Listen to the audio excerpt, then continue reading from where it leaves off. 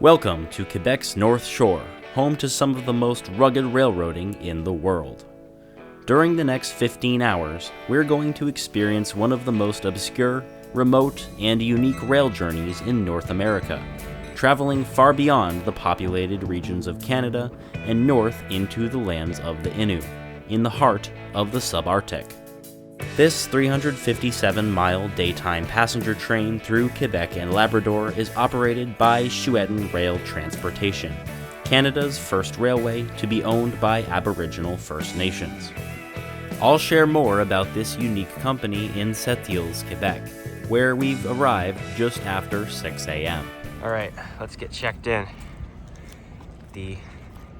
Now it's run by Transport Tshiuetin. They got their yard over here. They load stuff on flat cars and all that. Building still says QNSL though. As evidenced by the Quebec North Shore and Labrador station, this passenger service was once operated by the Iron Ore Railroad and included a section to Labrador City. The closure of the Schefferville iron mine in 1983 and declining profitability resulted in QNSL selling the Emeril, Newfoundland and Labrador to Schefferville section of their main line to the newly formed Tshiuetin in 2005. Tshiuetin began operating all freight and passenger trains over these 135 miles of railroad, but they also assumed operation of passenger services all the way to Sept-Iles, over 220 miles of QNSL track. Due to the continued improvement of Quebec Route 389 to Labrador City, QNSL discontinued its connecting passenger services, but the Schefferville service isn't going anywhere. The reason for this? Well, Schefferville is so far north that it remains inaccessible by road, meaning that the train is the only practical way in and out. Schefferville's iron mine, the Knob Lake mine, has recently been reactivated thanks to improving technology, and the busy Carroll Lake, Wabash Lake, and Bloom Lake mines in Labrador mean that this railroad, one of the most remote in the world, is busier than many network main lines across Canada and the States.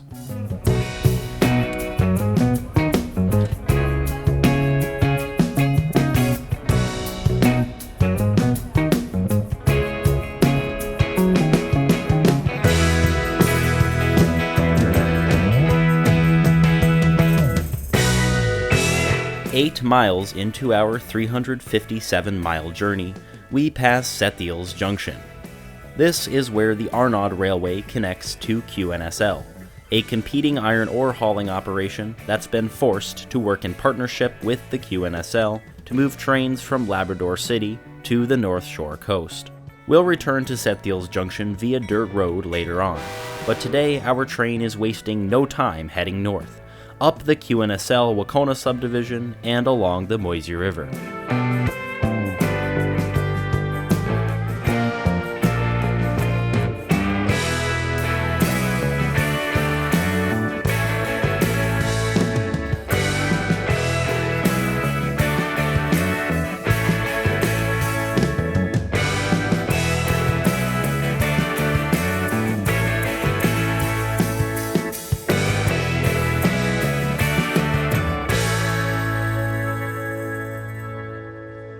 We grabbed an early lunch from the cafe car, which offers modest meals at extremely reasonable prices.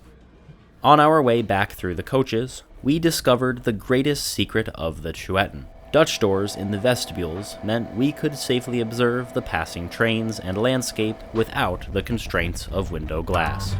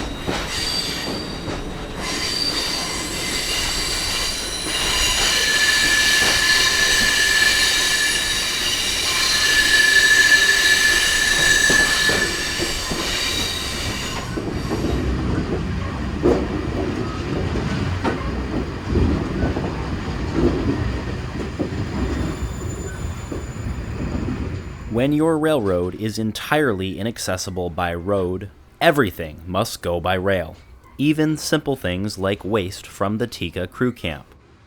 QNSL handles all of this oddball rail traffic on their side of things, but Tshiuetin has their own weekly manifest from Schefferville to Emeril, connecting with a QNSL job from Labrador City.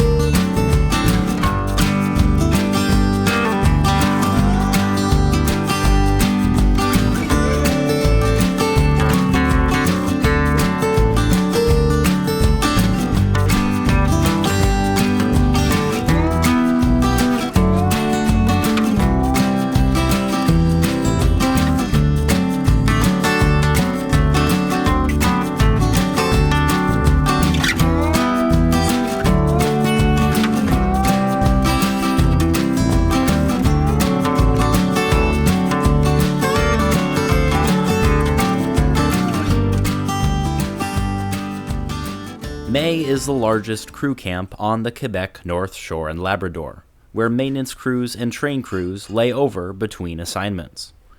Here we see another loaded ore train tied down, waiting for the daytime mainline maintenance window to end before continuing to Sept-Iles. Ore trains are incredibly heavy, and the winters here are brutal, meaning that a significant amount of track work must be done during the warmer months. Because the QNSL mainline is a busy one, the easiest way to accomplish this is by shutting down the mainline for a few hours at a time, letting trains through for a couple of hours, and then shutting it down again.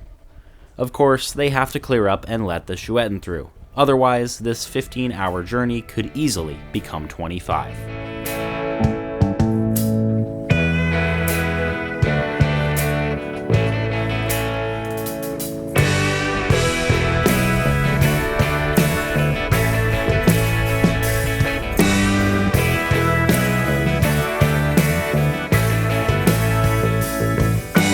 As we continued north through the wilderness of Labrador, we started passing more ore trains, taking the siding for a loaded Bloom Lake train at Pittiga before passing a loaded Carroll Lake train and the final QNSL crew camp at Orway.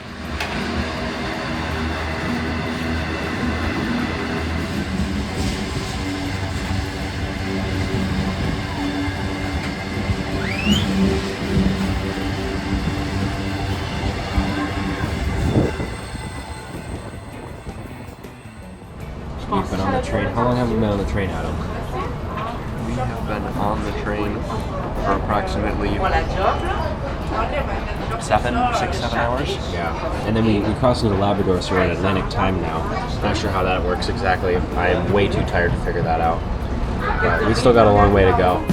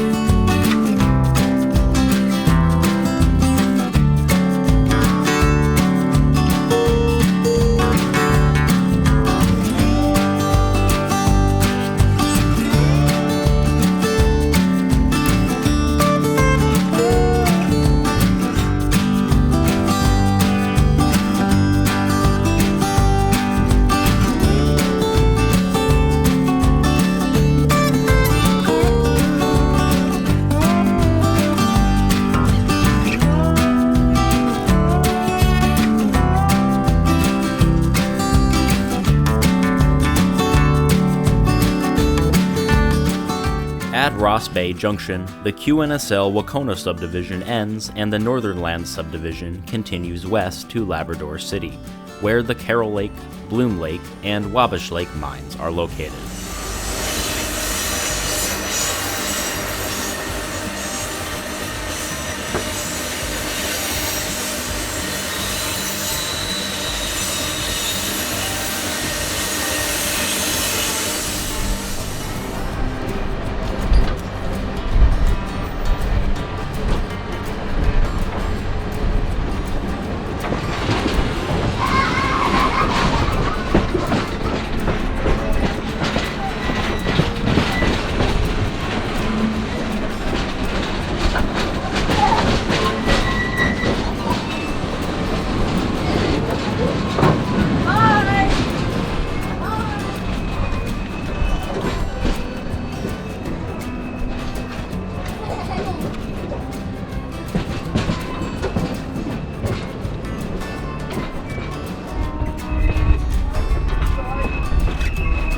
This is where we enter the Tshiuetin Rails, as we roll into Emeril, Newfoundland and Labrador.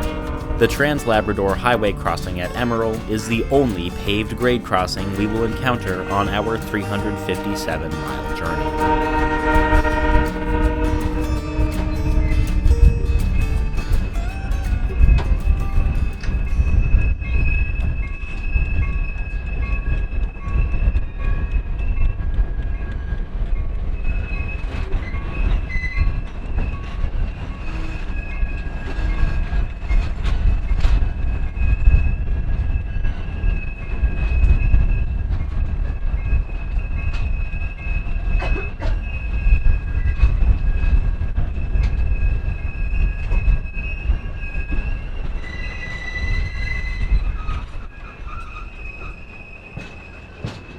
Emeril is a 45-minute drive from Labrador City, and this is where passengers and cargo bound for the area change from steel wheels to rubber wheels.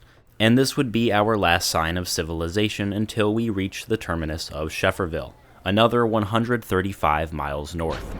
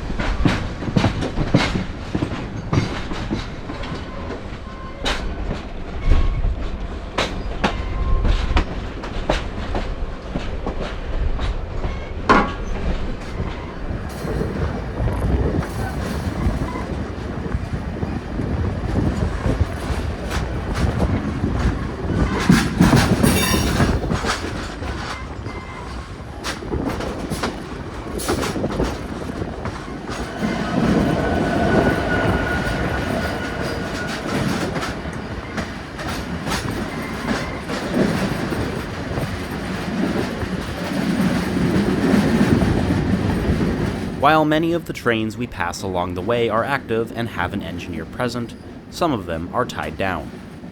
QNSL uses a simple but effective safety feature to ensure that these tied-down trains won't go anywhere by themselves. A tool called a mechanical emergency device, or MED, is essentially a dummy plug air hose that attaches to the front brake hose of the train. The engineer clamps the MED to the rail and opens the locomotive angle cock. If the train were to start rolling in either direction, the MED will separate from the train line, dumping the air and sending the train into emergency. This is especially important because QNSL operates ore trains with one-man crews, a single engineer per train. The company uses several other unique safety features and protective measures to ensure that operations are safe and efficient, but the MED is definitely one of the most visible.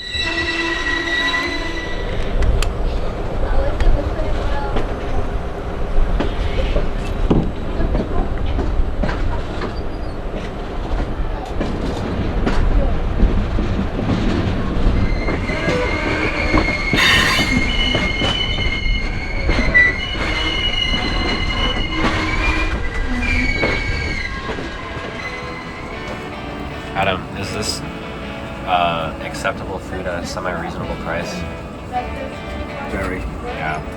Very acceptable, very reasonable.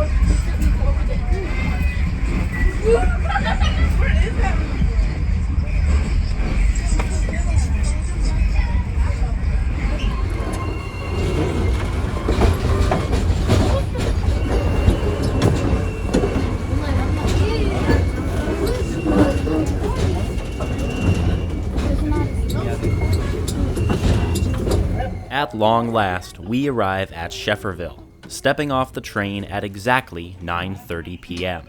We departed Sept-Iles at exactly 8 o'clock a.m., meaning that the 357-mile journey took exactly 13 and a half hours.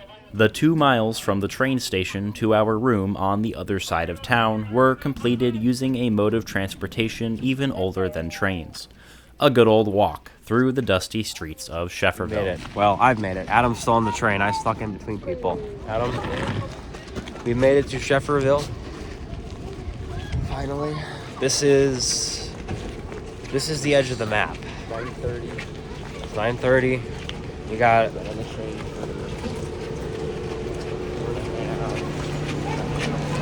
14 hours? 14 hours.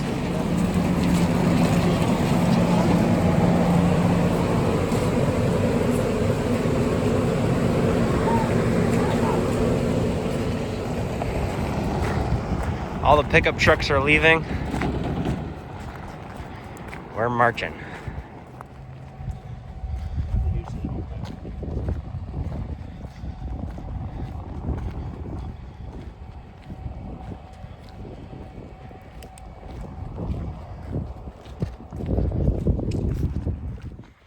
We've made it.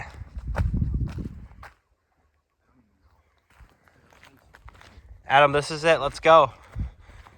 Your warm, dry bed awaits. If you enjoyed this video, you will not want to miss the rest of the North Shore series, especially part 2, when we journey back south from Schefferville, where yes, there is still snow and ice in early June.